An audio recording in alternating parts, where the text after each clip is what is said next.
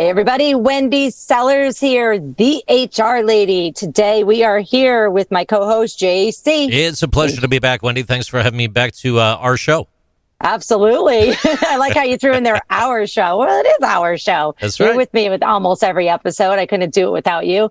And we have a very, very special guest today, Michelle Dickinson. How are you? Oh, I'm awesome. Thank you so much for having me, guys.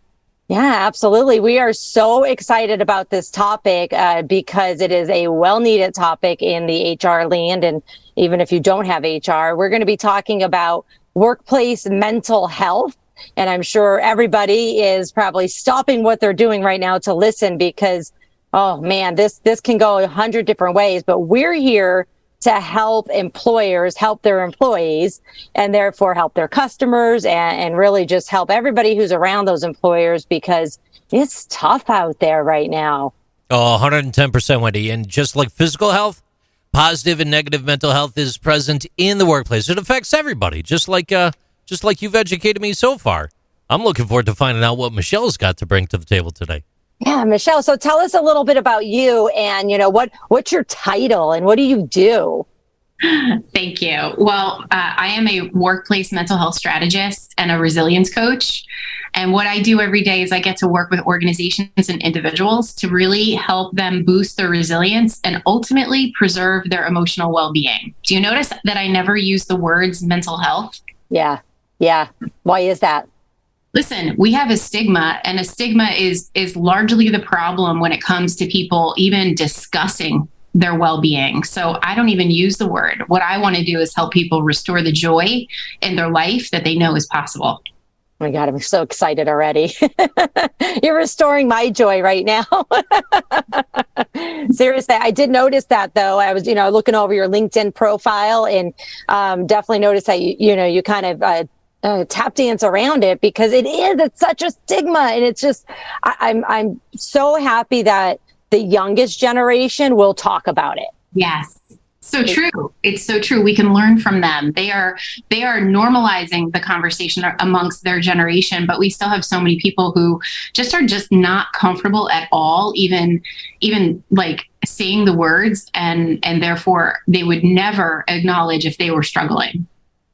Right. And the younger generations are like, no, we're going to talk about it, which makes us uncomfortable, right? I think me, you, and JC are probably all Gen Xers, right?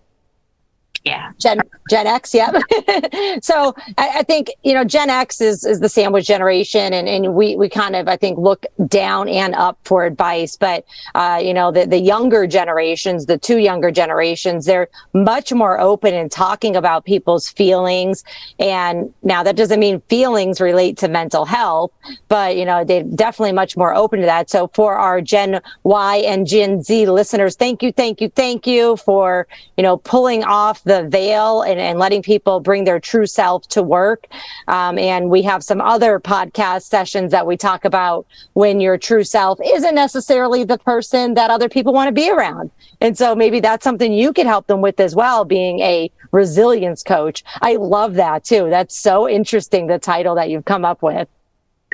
I think it's important because I think people think that, you're either mentally well or mentally sick when, we've lived through a pandemic and so many of us are kind of like the frog in the water and the temperature has just kept being turned up and turned up.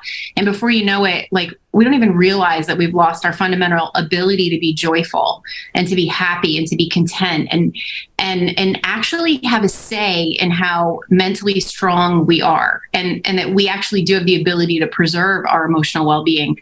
I think the biggest thing that I offer people is the empowerment and to get them back in the cockpit of their lives, that they get to say how things go.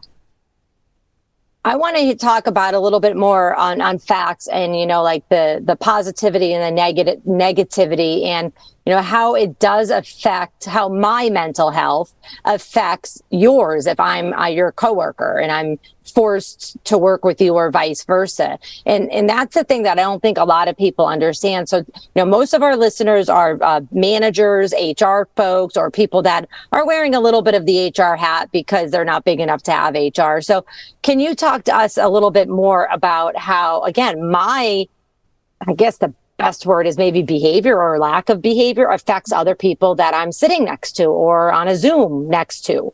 Yeah. Oh, for sure. Like, gone are the days where we think, we can just leave our emotional problems or challenges that we're dealing with outside of work at home on the shelf. Like, we bring our full selves to work every day, and how we show up, we either show up the best version of ourselves or not the best version of ourselves. So I think, the first step that I always like to do when I talk to folks is just, ask them some basic questions about, are they proud of how they show up every day? Do they feel like they get to present their best foot forward? Because it does impact their experience, their coworkers' experience.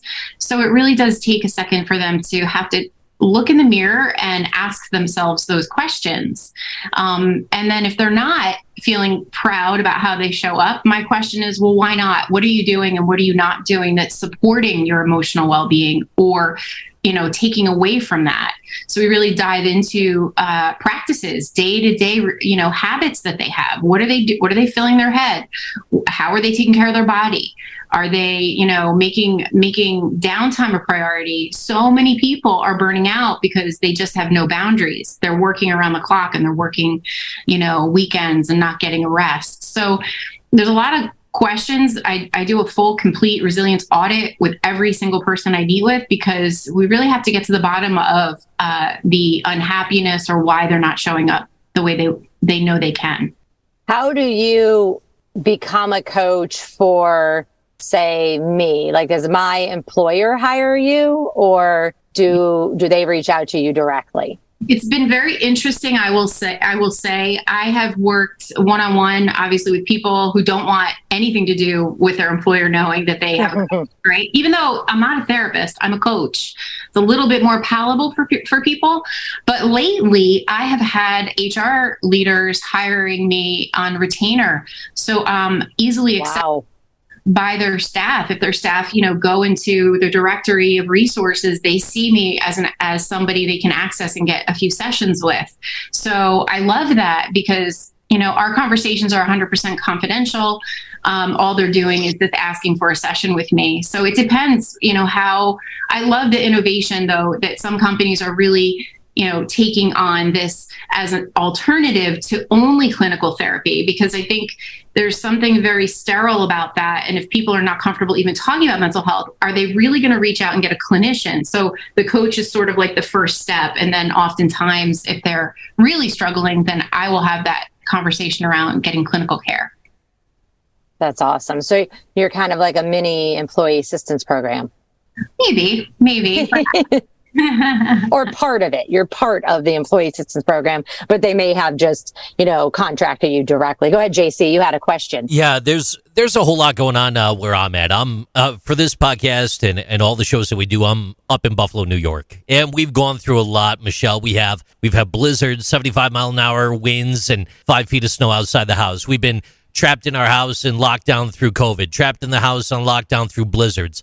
Loss of the holiday season multiple years in a row, and then you sit down, you try to watch football, and then you bear witness to a tragedy on the field. And Damar Hamlin last evening during the Buffalo Bills and Cincinnati Bengals game had cardiac arrest and fell out.